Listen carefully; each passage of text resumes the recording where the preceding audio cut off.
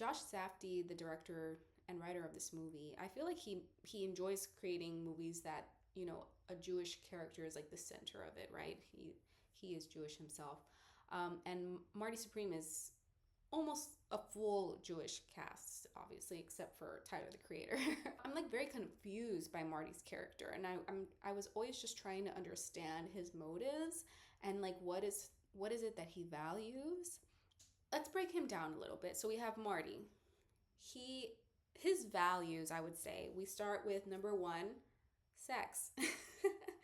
He will drop anything to have sex. From the beginning of the movie, he's having sex with Rachel. He has sex with Kay, and he has a thing for women who are in marriages because Rachel and Kay are both married women. And maybe that has to do with like this lack of commitment or this, I don't know, kink of women who are supposed to be unavailable being attracted to him, I guess. It seems to stop him in his tracks no matter what he's doing. With Kay, even when he is given his prize of a very expensive necklace that was going to give him his next step to like go to Japan and do his rematch, he decides to have sex with Kay and ends up losing it, you know, because they get caught at the park. So it's like he really does value having sex over anything else, which brings in that like young man element to him. And Kay herself, played by Gwyneth Paltrow, is like a very interesting character as well. Like I didn't really understand why she cared what Marty thought about her. I mean, she is obviously in an unloved marriage. Well, she doesn't love her husband, Rockwell, but she also is like disrespected by Marty, and yet she comes back around to give him a necklace, even when he tells her, like, oh, yeah, well, you cashed out from being an actress because it's easier to like just get with a marry a rich guy versus actually going for your dreams. And it's just like, you know, she kind of looks at him like, you're disgusting and you have no idea what the world is like. And he really doesn't. Marty also, so his values are, you know, sex number one, and then number two is being the best at table tennis. After that, I would say nothing.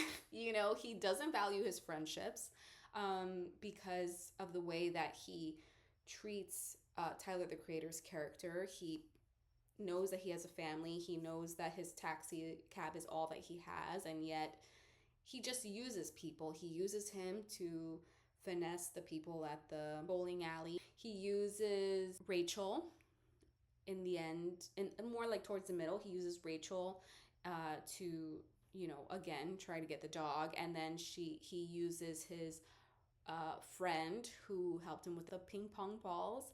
He used Kay for sex and for money. He uses everyone to get what he wants, and he doesn't value friendship, and he doesn't value family either, because if he did value family, he wouldn't be, you know, the side piece of these affairs. So again, like, I'm just really trying to figure out, are we on his side or what? Like, what is this character? Is it just like pure ambition? Like, is this Josh Safdie's way of saying that pure ambition is like being blinded to all other things and not really having any values to anything else? I just, other than like what your goals are, like pure passion, pure tunnel vision, because I felt like a lot of the times Marty wasn't thinking about like the future. He was thinking about the next step. Like, I wouldn't even say he values money, right? He doesn't value money. He was up in the Ritz-Carlton spending the money of the Table Tennis Association, you know, and he got a bill for $1,500, which in today's money is like 18 grand. And he was just like, oh, that's stupid. Like, he really just looks at money as like, how do I use this money to get to the next point? You know, and he will push his shame aside or his pride aside for that next step, to get that money, to get into that next step, right? Even if it's holding someone with a gun at gunpoint to get $700 out of his uncle, or the way he uses Rockwell. That's when you realize that the money isn't the thing for him. It's because Rockwell's proposing to give him, $1,000 for this traveling and like taking him to Japan and all this stuff. And he was like, awesome. And then he gets paddled in the butt by Rockwell, which again, it's like he had to put his pride aside, because to him, it's not, pride is not like a value of his. It's not like a motive of his. It's like, I just want to get to that next step. And if I have to get my butt paddled right now, I'm going to do that just to get to my next step, because I really need to be endo at table tennis. Which then also brings me to like this weird moment with that like climactic moment of him playing endo and winning him at one game and being like, oh, that's it. Like I did it. And I'm like, okay, but in tournaments, you got to win, 3 out of 5. And you guys were neck and neck. So it's possible that Endo could have been better than you if you did like a 3 out of 5 game. But we're here to assume that like, oh no, this means that, Marty is the best. He beat him at one game, tied neck and neck, right? So I thought that was interesting, and how we're supposed to look at that moment as like, okay, he accomplished his dreams, because it doesn't feel like he accomplished his dreams. It just feels like he got the one thing he wanted, which was to prove that he could beat the best once. Like, you know what I mean? There was just too much complication in his character and the story for me to really understand what this movie was trying to say. And I really, really would love a movie about Lawrence. The character who ripped his clothes off and fed the people in his cellmates like honey. I felt like he had this interesting character about him. I can't even find a screenshot of Lawrence because it was just such a small part that he had, but there was something more interesting about that man. Look at him at the freaking Ritz spending money that he doesn't even have, and like buying food for a table of billionaires.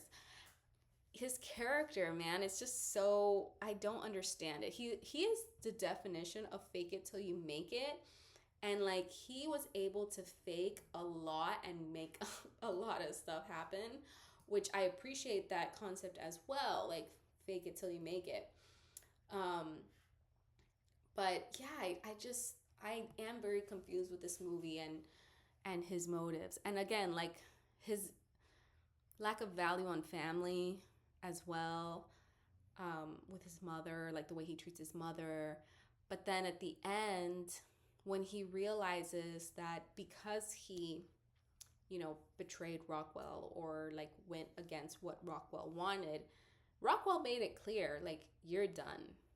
This is it for you. I will not like ever allow you to have any success ever. And I think he then goes home and he's like, okay, well now like I'm ready to be a family man and I'm ready to love my child and be there for my baby mama. But again, I don't believe that, because the entire movie he was like, I got you. I'm going to be like the champion. I'm going to pay you back 10 times. Like, he keeps like, he was telling his uncle, I'm going to put mom in like Fifth Avenue. She's going to be she's going to be so rich because of me. And it's like, he's all talk and he really, really believes in himself. And it's like this fake it till you make it, to then like, win at the game and then go home and be like, okay, well, that dream's over. I finished it. Now I'm over here gonna be a father, right? It's like, where is his dad? Where is Marty's dad, right? Like, he doesn't come up ever. So he has like this pressure of being this alpha male, and he isn't, right? He really isn't, but he has the confidence of like, I am an alpha male, from the way he speaks to women, to his mother, to other men, the way he spoke to Rockwell, even though he was a nobody. He dissed Rockwell at breakfast, said, I'm not going to do whatever you want me to do, and like, you're ashamed of a father to your son who died in vain. And it's just like, he speaks, and he is such a mean person. Like, he's actually mean, and then he will like be like, sorry, sorry, sorry, but he's not really sorry. He's just trying to get what he wants to that next step.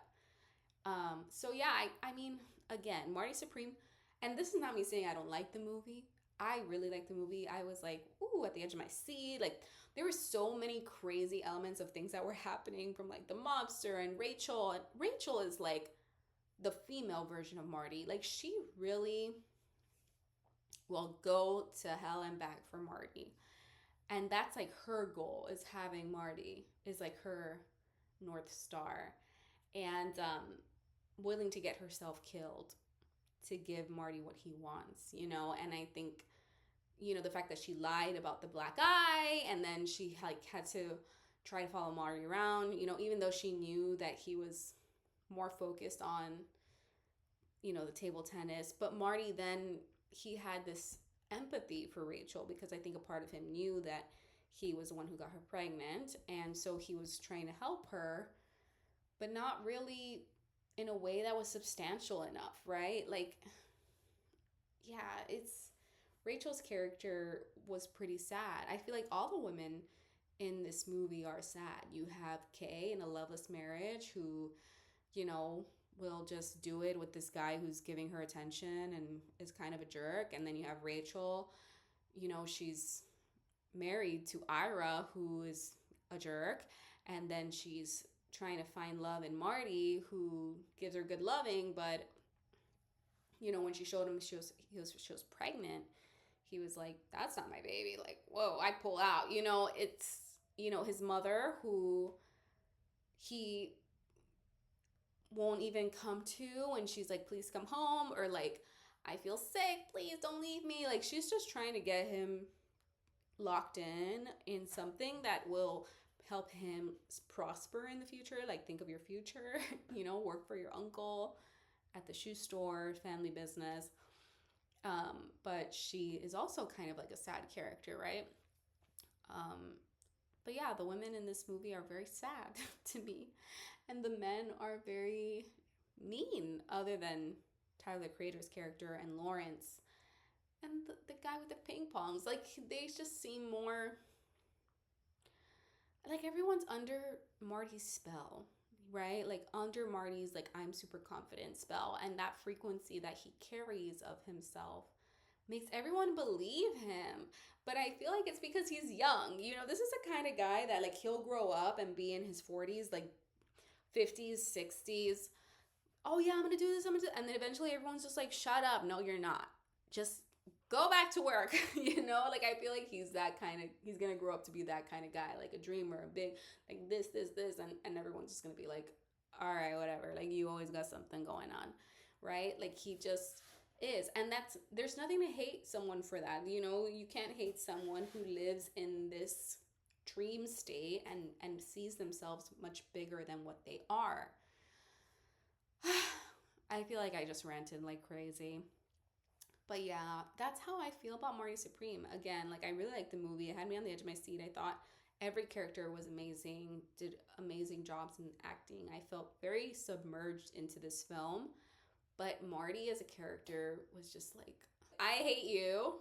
And then there are moments that I'm like, oh, I kind of love you, right? Like, when Rachel kind of almost got them both killed by getting in the car with the monster to get the dog, Moses, and then she gets shot, and he could have just ran off, right? Like, he could have ran off into the cornfield and avoided all the situation, but instead he like ran back to get to Rachel and like take her to the hospital, right? Like, him coming back from Japan, calling to make sure that Rachel was okay, him bringing the piece of pyramid to his mother to be like, we built that, because he's just striving to feel like who he is within him is like, he has this strength, he has this ability, and he just wants to persevere at the end of the day. And even if that means he just beats Endo in that one game, like, that for him was like, I did it. Like, I had the strength.